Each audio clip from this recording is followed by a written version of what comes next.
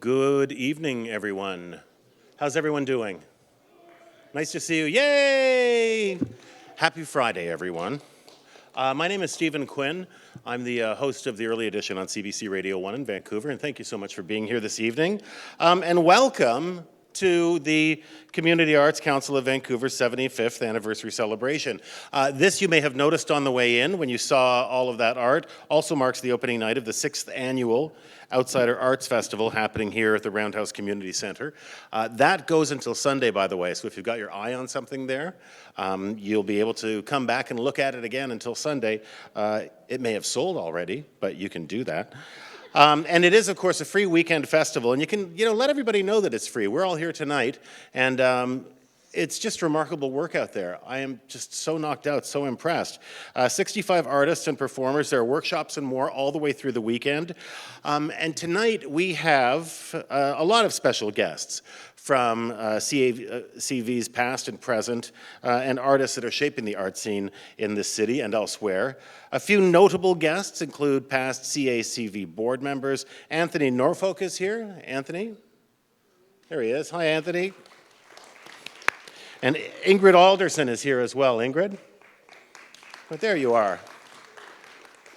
Lots of special guests from CACV's past years who helped build this organization to what it is today. If you had a chance on your way in to look at the timeline that goes all the way back to 1940, and I haven't been a part of this organization, but I've been very privileged to MC several events when this was Switch through the years from, well, I guess 2017 on. And I was not aware of how long this organization had been around, all the way back to 1940. And if you look at this city today, you will see the impact of CACV everywhere, like literally on the city streets and in everything you see in this city. A lot of it has been turned over to the city of Vancouver, but an amazing history. So please take the time, if you get a chance, to take a look at those boards. And as the first arts council in North America, CACV has contributed to advocating and securing funding to build institutions like the Queen Elizabeth Theatre, for instance, the UBC School of Music, the Vancouver International Festival, which was later relaunched as VIF, the Vancouver International Film Festival, and advocated saving the Orpheum Theatre as well, and initiated the Street Banner program. So there's a whole bunch of other history that I could go through. Maybe I'll sprinkle that throughout the evening's events. Right now, it is time for an Indigenous welcome from Squitsemot, Buddy Joseph from the Squamish Nation. Now, Buddy grew up on Squamish Nation lands, and he's the former Director of Housing and Capital Projects for the Squamish Nation. He's an artist, a master weaver, an educator, and he and his wife, Chief Janice George, co-founded Slainout, which is a weaving house to share the teachings and practice of traditional Coast Salish wool weaving. He's going to welcome you this evening and also tell us a little bit about art as well. So please welcome, if you would, Buddy Joseph from the Squamish Nation.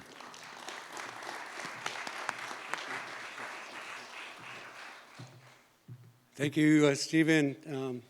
Osiam, Tanoya Pensaquatal, Skutsemot, Anstalmochsna.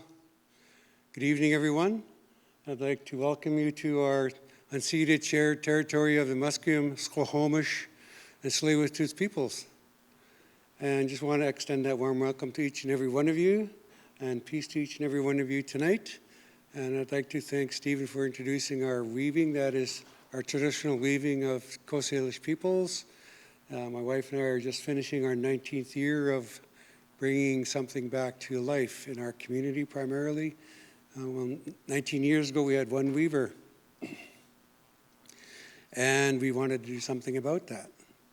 We actually went to Washington State to learn to weave and learn the techniques of weaving, and came home and started asking questions to our elders that were still here and wanted to know more about it.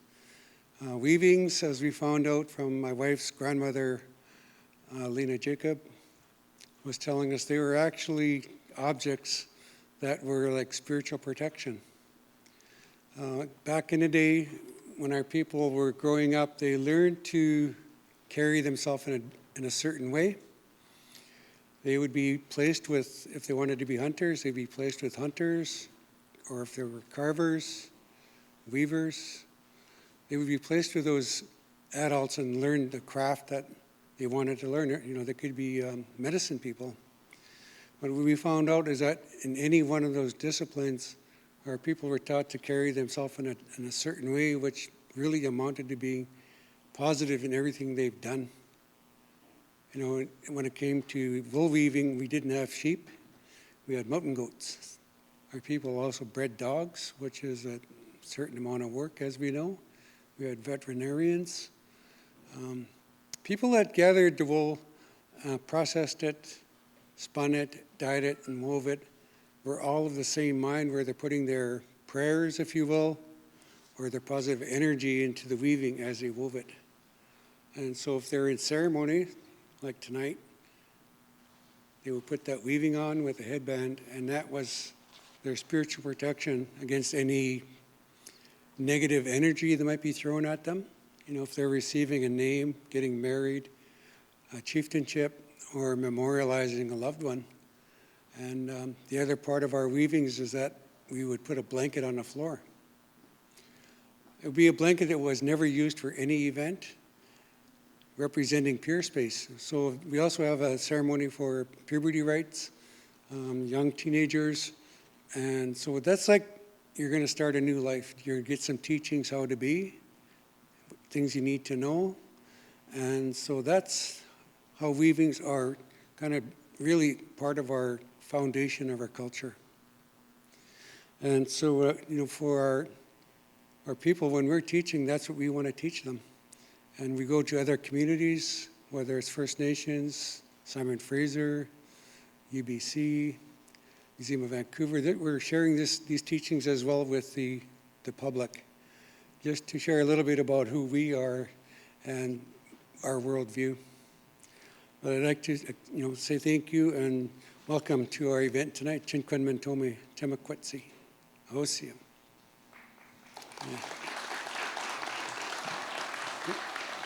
It's going to fall down.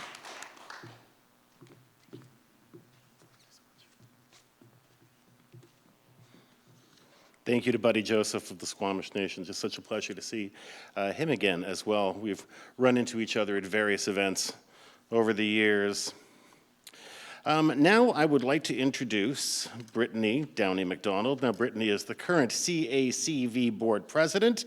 She's a Vancouver-based educator and accessibility advocate. Please welcome Brittany Downey McDonald. Hi everybody. So nice to be here with you all tonight. Thank you, Stephen, and thank you, Buddy, for that wonderful welcome. It's amazing to be here with you to celebrate 75 years of the Community Arts Council of Vancouver and the work that's been done to support arts and artists in our community. Since the 1940s, the Council has worked to advocate for arts and artists here in Vancouver. This includes everything from working to secure funding for major venues like the Queen Elizabeth Theatre and the Playhouse Theatre, to advocating for civic design that made our city livable, with tree-lined streets and public spaces for communities to connect with each other. We have historically played a role in preserving spaces and places like Gastown, Chinatown, and the iconic Orpheum Theatre. The CACV was key in establishing the Vancouver Symphony Orchestra, the Museum of Vancouver, the Vancouver Archives, the UBC School of Music, and the Vancouver Academy of Music. It was the CACV who commissioned Arthur Erickson to design Robson Square and the Law Courts. The CACV worked to extend the seawall from Science World to Granville Island, and spearheaded the Vancouver Street Banner program. Today, much of the civic work and preservation work has been taken over by the City of Vancouver, and we are able to focus on events like this one, the Vancouver Outsider Arts Festival. We focus on bringing community together and providing a space for art and artists to thrive. It's truly inspiring to see what can happen when we get together. Of course, we also run the Community Arts Fund. Annually, this fund allows for several artists and organizations to produce art programs and projects designed specifically to bring our communities together.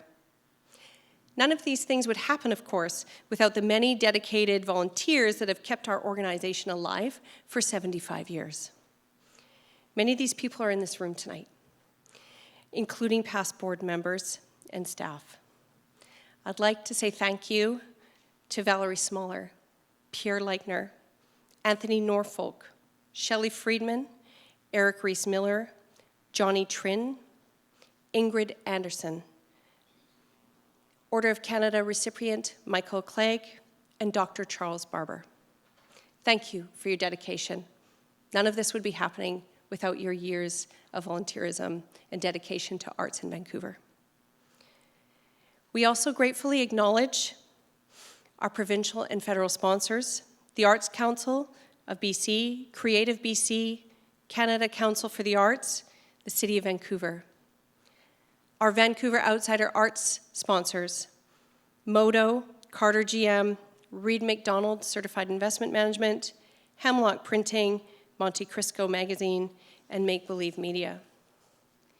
And the many, many dedicated donors whose generosity has empowered our arts and vision for decades.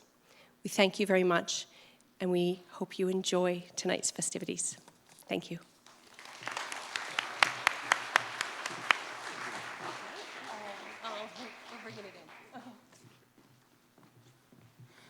Thank you, Brittany. We have a choir and a quartet from St. James Music Academy. Now, the St. James Music Academy has a very strong history with the CACV, having performed as part of the CACV's Switch fundraiser from 2012 through to 2017. As I mentioned, I was very privileged to MC all but one of those years, and we raised a lot of money for CACV's Community Arts Fund. The Switch fundraisers could not have been possible, of course, without the late Yolanda Ferris, and as well John Montalbano, who got Switch off the ground and to infuse some life and financial support into the CACV. Now, the St. James Music Academy is a charitable organization that provides free, high-quality classical music education to children living in and around Vancouver's downtown east side. And through the choirs and orchestras and so much more, students from grade 2 all the way up to grade 12 experiences the challenges and the joys of learning music together. Over the years, I have had the opportunity to see a lot of classes who have gone through there and their performances and met some just remarkable young people who, for some of them, have been set off on professional music careers as well. So to say that they are playing an important role in music is an understatement. When they're together, they become something that is beautiful and larger than themselves. So please, the St. James Music Academy Choir.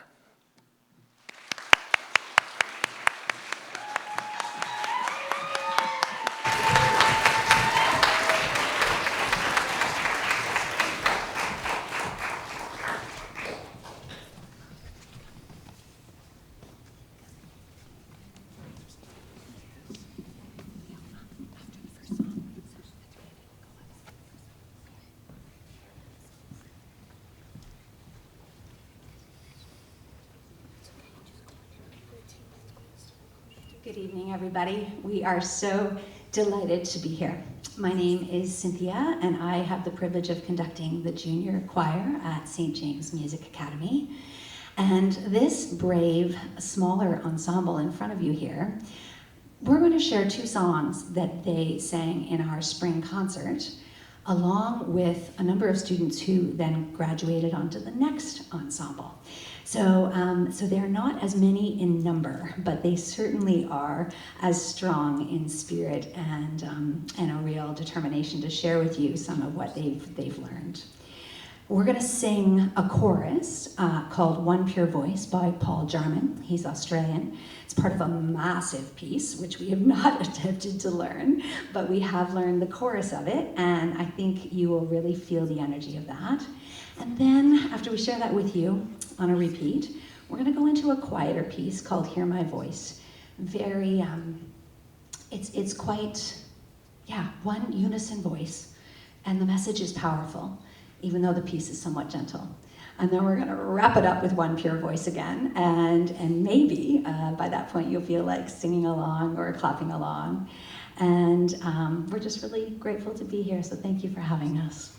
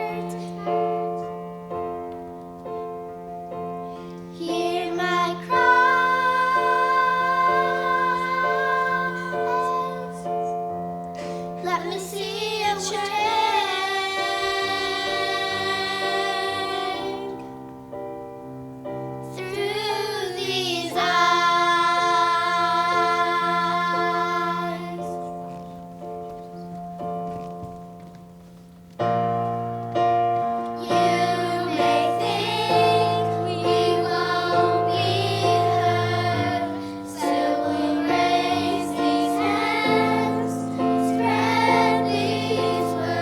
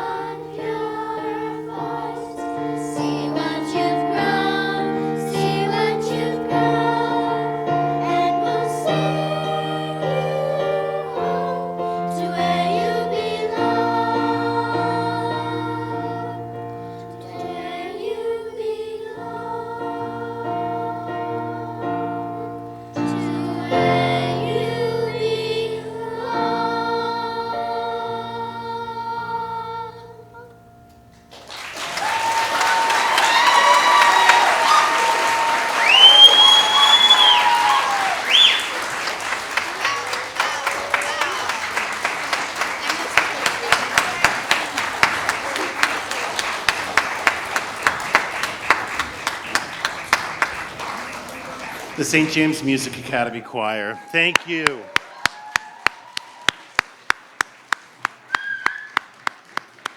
Oh my gosh. I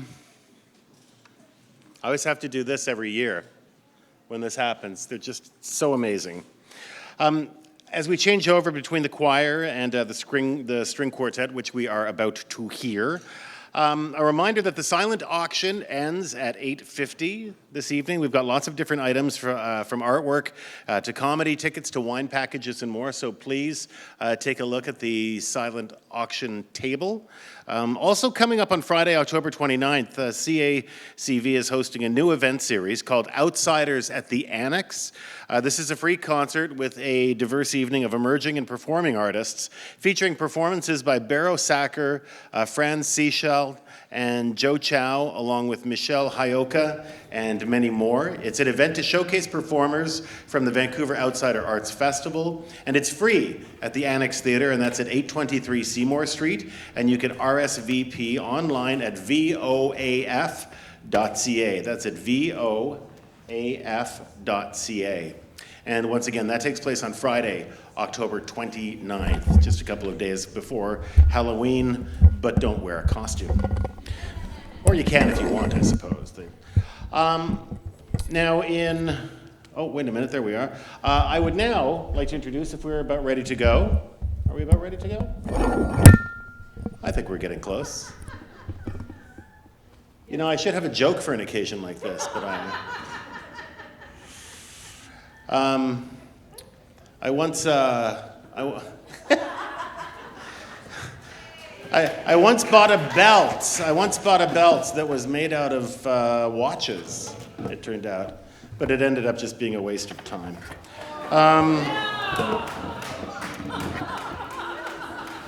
Ladies and gentlemen, the St. James Music Academy String Quartet.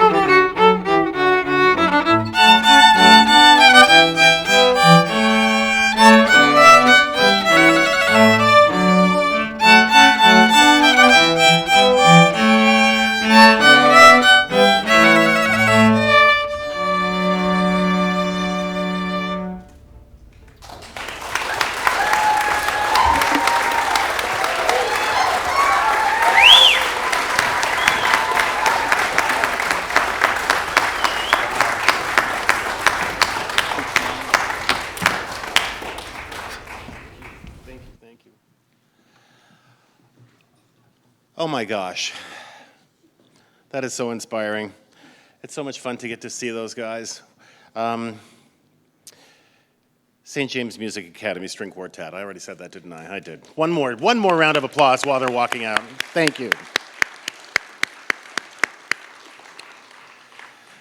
Well, in 2018, Francis Aravallo first performed at VOAF and returned again in 2019 as a speaker, talking about being an artist from the ground up as they navigate the music sector as a new artist. Now, Francis is an outspoken mental health advocate who strives to better the music industry for artists who are facing barriers. And tonight, Francis will speak about their career path and how the VOAF has impacted their artistic journey. And just a little bit about Francis. Francis Aravallo is a Filipino artist-producer from Vancouver, known for their personal storytelling, their thoughtful messages, their colorful production, and they hope to uplift and inspire and energize our communities. And so this is, for your pleasure, Francis Aravallo.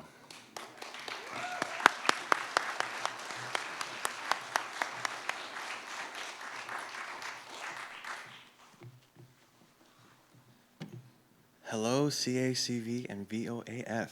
Again, it's been a minute. I've been thinking a lot about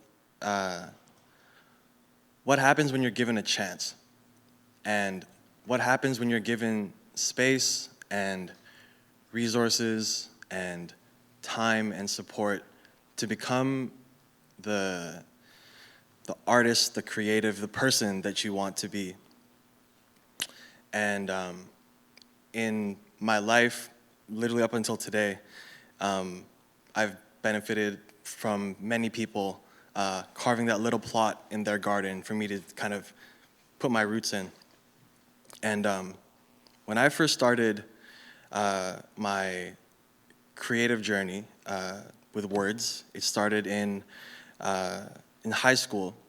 I started with poetry and theater. I really wanted to rap, but I couldn't. I now am a rapper, so shout out to growth. But I was doing poetry slams and kind of made my way through the competitive poetry slam scene throughout Vancouver from 2008 to 2012, maybe.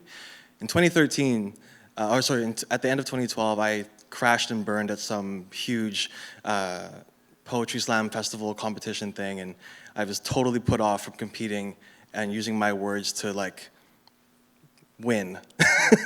I didn't like that anymore. Somewhere along 2013, I found an interest in music, and fast forward to 2018, I had just started to dip my toes into becoming a performer, an artist in music, and a producer. I'd spent almost 10 years being a poet, and like I didn't know how I would start my journey in this city performing, other than trying to like book out a cafe and then throw my own show. And so I feel with great gratitude and pleasure and like substance that the Vancouver Outsider Arts Festival was the first festival that let me play my music. And it's like, yeah, can we just clap that? Like, just clap that for, this applause is for Vancouver Outsider Arts Festival, not me. But, you know, it goes back to that idea of like, I was this seed with music trying to figure out where I could like root myself in. And this was the first place that not just allowed it, but encouraged it and did it with enthusiasm and an audience. And so I had such an amazing time. And fast forward to the next year, 2019, I started working on a project. Actually, Stephen, I don't know if you remember, but I was on your show in, I think, 2019. Yeah. I do remember it. How are you? Nice to see you. It's great to see you. I was starting to work on some of this music, and in 2019, I started to speak on my experiences with bipolar disorder and experiencing psychosis and my mental health challenges. And the reason why, or one of the reasons I was on Stephen's show was to speak on this track called "The Color from Quiet," which is my best attempt at putting the experience of mania and depression into a song. So in 2019, I can't remember if I applied or I was invited back, but I was brought back to Vancouver Outsider Arts Festival. And I knew that I didn't want to just perform. I knew that I wanted to tell the story behind it, because like in 2018, I was just sort of rapping for the sake of rapping, to sort of prove something. But in 2019, there was this marked shift to being very intentional and careful about the words that I put into my songs so that I can tell stories that I've lived through. And so I did perform a little bit in the 2019 edition, but the better part of that time there was speaking. Was telling. I probably spent 3 minutes performing and maybe 30 minutes talking, explaining the context and the history of that music, and why I made certain production choices, or why it's in this key and not that key, and it was a way of communicating and also like exploring my own music in real time with people that really cared for it. In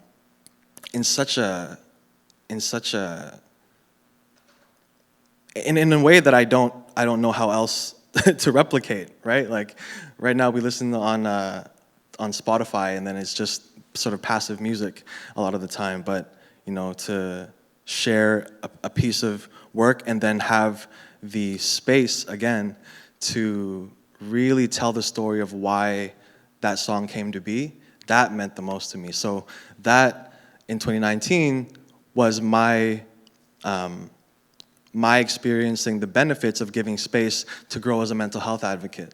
So again, the journey that I've taken in my mental health advocacy, you can find roots of it in 2019 Vancouver Outsider Arts Festival. And so I think today, what I'm thinking about most. Oh wow, getting a bit emotional. What I'm thinking the most about is how, before I got into this room, Brittany and I were talking about how literally just before coming here, I was working on a budget because I decided that I'll be putting out my debut album in the new year. Thank you. And life has a funny way sometimes, right? Life has a funny way of affirming you and having these little synchronicities line up of like, okay, so the day you decided, and I did not piece it together beforehand, but the day that I decided that this was the album, this was the project, this is what it's all gonna look like, is the same day that I get to close the circle. And just give that gratitude. I think maybe the last thing that I'll leave you with is like, in whatever space in your life that you're trying to cultivate, and whether it's, for me it's music, right? For me it's music and mental health advocacy. Whatever your craft is, whatever you're working for or playing for or living for, I hope that you are given and that you are encouraged to make space for yourself to grow. I'll end on that. Thank you.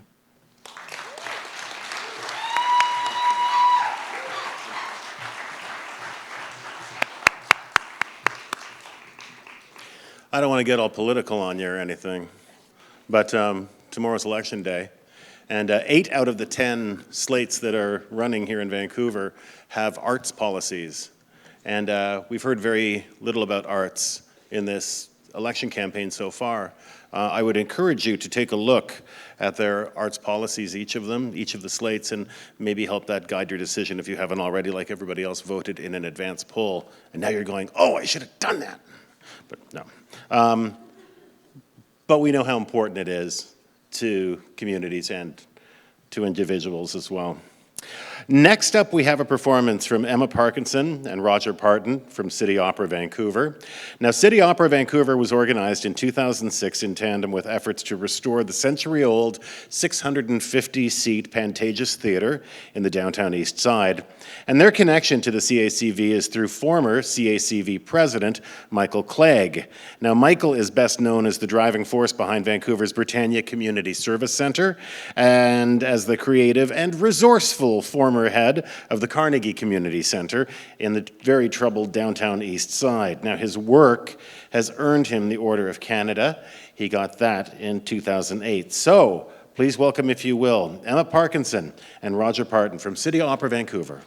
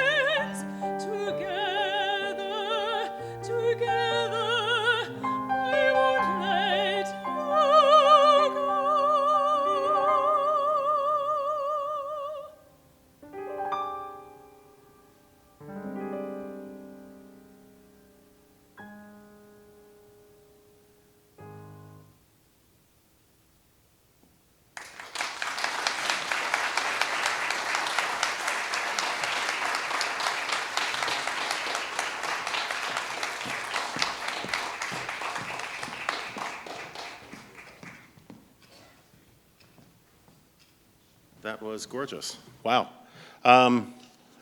Whenever I'm asked to MC something, I generally like to keep things moving along. But I appear to have rushed everybody through this evening. So there you go. So we've got a little bit of extra time. Should we bring the lights up and do the Carol Burnett thing here and do the... Anybody remember that from... Should we do an Ask Me Anything? No, it was the worst joke ever. I really do have to come up with a better joke. If anybody has one, email me, find me on Twitter. I just want to say thank you all so much for being here this evening. Just a reminder, the silent auction closes at 8:50. Do take a look at the silent auction. Some excellent items out there. If you bid on an artwork and you want to see if you won, please go to the silent auction table, pay for your item, and pick it up. Take it home with you. If you are not present, we'll phone all silent auction winners with details of the pickup. And art sales will continue until 9 p.m. and go on all weekend until Sunday, but you are the very lucky first attendees, so you get first crack at everything that's out there. And the bar service, oh my gosh, ends at 8:30. Thank you so much. Such a pleasure to be here with you this evening, and I will be back this weekend to take an even closer look at the art. Thank you. Really appreciate it. And get out and vote tomorrow. Please.